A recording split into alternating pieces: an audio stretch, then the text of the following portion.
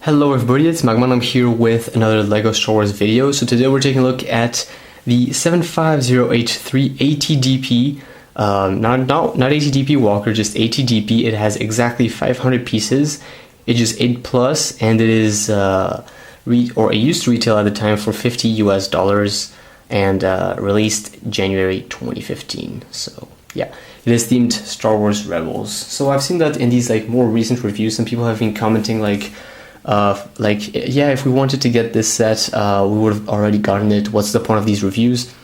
Well, just to clarify real quick, in general, these reviews are supposed to be for anybody who still hasn't gotten the set, and I know a lot of people would already have gotten the set if they really wanted it, I guess, because it's just been out like for a few years.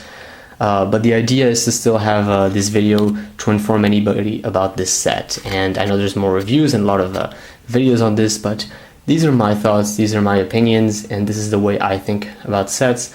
So I'm pretty sure there's some people who would enjoy seeing that anyways. And then this also calls back to my initial goal when I started this YouTube channel: review all LEGO Star Wars sets possible in the best possible way. Okay, so with that said, let's move on to the minifigures. There's 4 of them. First one is Agent Kallus, and he is a great looking minifigure. He doesn't come with the hairpiece, but he does come with this weird helmet, which we see him throughout season 1 and 2 of Star Wars Rebels. He comes with this really ugly looking gun. It's supposed to be like some sort of a Lasat blaster, something like that. It's kind of weird in the series, and LEGO really did a really poor job. It doesn't work at all. It's kind of just ugly, and you kind of just want to break it apart. So yeah. And then it comes with a regular Stormtrooper, so this is the Star Wars Rebels variant. I do enjoy how they have like Star Wars Rebels variant and then the rest. It kind of just separates them. It gives them some sort of a more clumsy but menacing look than the original ones. I mean, sure, normal Stormtroopers would have been good, but whatever. They work just well. And then you have the ATDP pilots. Now you get 2 of these guys. They're really cool. They have these like white helmets. They're pretty creative, and they look exactly like they should as we see them in Star Wars Rebels. And of course, what's nice about this is that we get 2, and there's 2 spots in the ATDP, so that works perfectly well.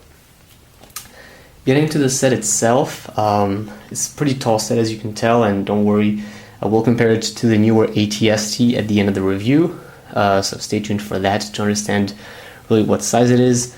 However, I'm gonna have to, focus and all that kind of stuff, so unfortunately, it is a pretty big set. So taking a look at the inside of the ATDP, there's a lot of space, and this is what I do enjoy about this set. Now there is a little hatch on the top. I do want to talk about that first. First I thought you could completely open it like this, and it just like reveals a bit the inside but doesn't really work. So we have to pull the entire thing to access the interior. There's a little hatch. Not much can be done with it. I guess I'll show the interior first actually. And there they are.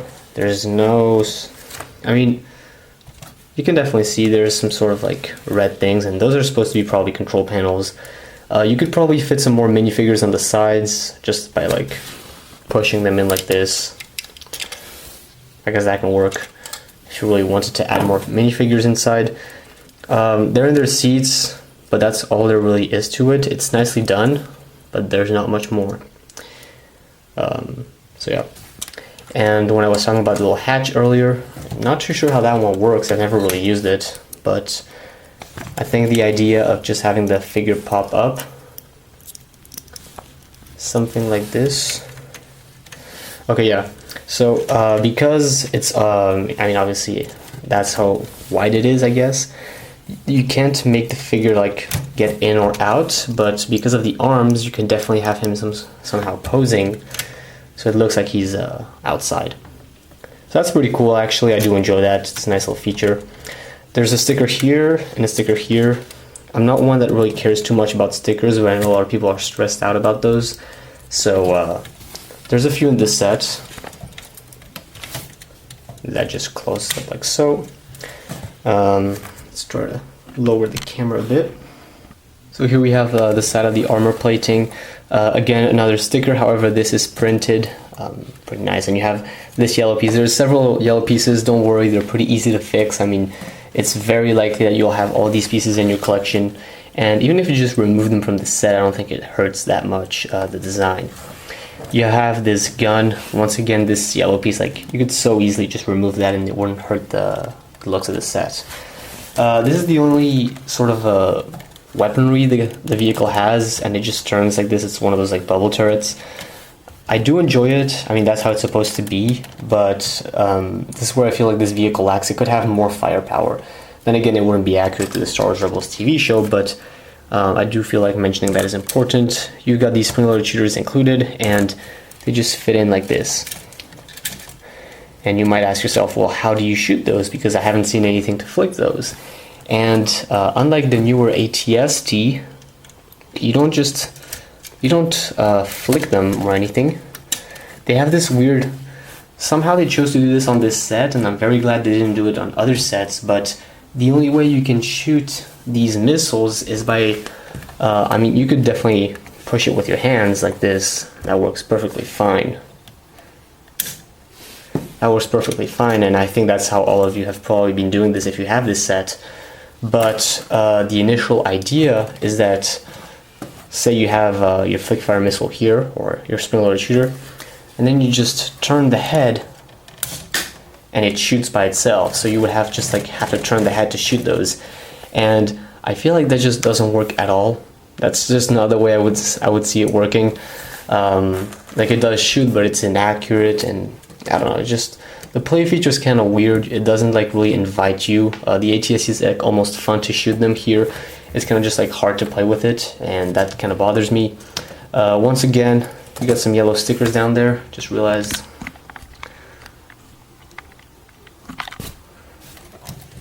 You got yellow stickers here and here. Probably just want to remove those if you really want to get rid of yellow again. These are some pretty tall legs, by the way. Pretty tall legs. And that's how tall a minifigure is next to the set. So you really get the perspective of how big this is and why it was so expensive at the time. If I turn the set around, you'll probably realize that it's kind of just ugly here on the back, and that's because it is pretty ugly. Lego could have really done, I mean, if you guys have a plate at home, just really plug it in here and it'll look much better, trust me. Now this is a walker, so how does it walk? Well, actually this is like all the recent Lego Star Wars walkers. They call them walkers, but they don't actually get to walk, and this is because hinges, or the system that they've been using, is super stable. It works perfectly fine for anything except walking, and you can maybe pose it like this. I mean, it's kind of just going to fall backwards, but looking at legs, yeah. Yeah, it is, I mean, you can't really pose it. It just wants to fall backwards. But if you wanted to move these legs like this, I guess that can work. But again, it's like hinges, it's hard to turn them or to move them. So really, if you really want to make them move, you're just going to have to use your imagination and kind of just go like this. Otherwise, like as of a walking mechanism, there's none. Like here I have the older 2009, I want to say, ATST from the Battle of Endor. This was just like to make the Battle of Endor worth its price, but it was really poor. And here they tried some other technique, which it uses this little hinge, and then it just makes these legs walk like this. And this was Lego's only real attempt at making these things walk, and it was just pathetic. And that's because I just can't imagine a system where it would actually work. So, I mean, I'm trying to get this thing to work, but there's no way. You just really have to like you just really have to make it work by yourself. There's no system that actually does work. So that's the issue with the ATDP, but that's not really an issue if you want to look at it that way, because all the Lego Star Wars sets have always been like this. The only motorized one is the AT-AT, and that one works pretty well because, I mean, look at the size of the set, and it has 4 legs. So guys, that is it for my, actually no, we're gonna move on to the comparison, but that's about it for all the fun features of this Lego set. And so finally here we have the comparison that you've all probably been waiting for. This is the comparison to the obvious ATST Walker. Here is the newer one. Nah, just kidding, that's the older one. But I did feel like I had to compare it to a few various models that I've had under the hand right now. There is the 2007 ATST. For some reason, I just did a review of this one, but I couldn't find the other one. I have no clue where I put it, but I found this one, which wasn't present in the other review. I don't know, it's weird. I really don't know what happened, but the point is, it's to show you how amazing the ATDP is. So again, we all know this is Star Wars Rebels, and not a lot of people enjoyed the show as much, and the Star Wars Rebels sets are in general not selling very well, I guess. But it is to show you that although some sets are not really worth giving that much attention to, if we compare it here to the Rogue One ATST, which is a set a lot of people have said they love, and it's a beautiful set, we can compare it here to the ATDP and realize that actually the ATDP is in a way not better, because it's not a better vehicle. I mean, vehicle-wise, the ATDP is completely flawed, and it makes sense that they would use this before and then change it to the ATST, because I have so many questions on how this thing... I mean, seriously, when you look at it like this, it has so many flaws. I mean, the back flank, like the head barely turns to protect it, so like it's completely defenseless from the back. It has just one gun and no other type of artillery. So there are a lot of flaws with this vehicle, and it makes sense that the ATST would be the next one. And as well, they really depict how tall this vehicle is. And although one could argue that the ATST isn't nearly as tall as the ATDP, because the ATDP is much taller, it does make sense for the ATDP, because in the Star Wars Rebels TV show, we know that they're much taller and completely unstable. There's a lot of flaws with the vehicle, but that's just the fault, or technically that's the way it is in Star Wars, and that's why the Ghost Crew has so much ease taking it down, I guess. And then just to remind you guys, a little bit of a remembering to what we had previously to these sets, like back in the old days, this is what we had to work with. It's so small and bad. I don't know what to say about this set. And once again, we have the ATST's head kneeling just like this, falling down. Like, I don't know why they can't get the heads to just stand like this. Yeah, there it goes. But yeah, just a little reminder, this is what we got previously, and we had to work with that. So the ATDP is a huge improvement, looking walker-wise. Now, I would definitely do suggest this set to anybody. This comparison really is simply just, I mean, none of these walkers have superior leg designs. All of them are just completely flawed because Lego doesn't know how to make these leg designs. And I can understand, because I myself have no clue how they would make these leg designs. If we wanted to talk about, I don't know, there's not much to say about these vehicles.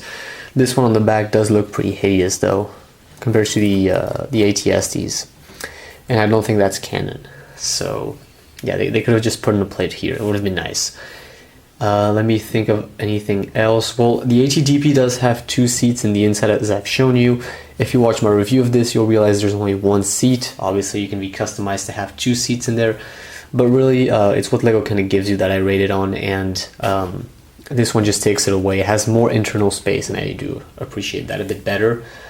Now, the Rogue One ATST has some sort of like light bluish, I don't know what it is, but this type of blue kind of around the set.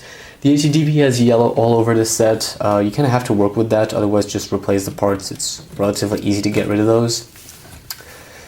So yeah, so guys, that is it for the little comparison. I'll just take this chance to go ahead and conclude the video. I do think the ATDP is definitely a set for anybody. I know we only saw this in Star Wars Rebels, but any Lego Star Wars fan, or just Star Wars fan in general, is going to enjoy this vehicle. And it is some sort of a nice throwback to the ATST, which at the time we didn't have, so it was nice. Guys, thanks for watching this Lego Star Wars set review. Please leave a comment section below, and then I'll see you guys next time here on my channel for another great Lego video. Bye bye.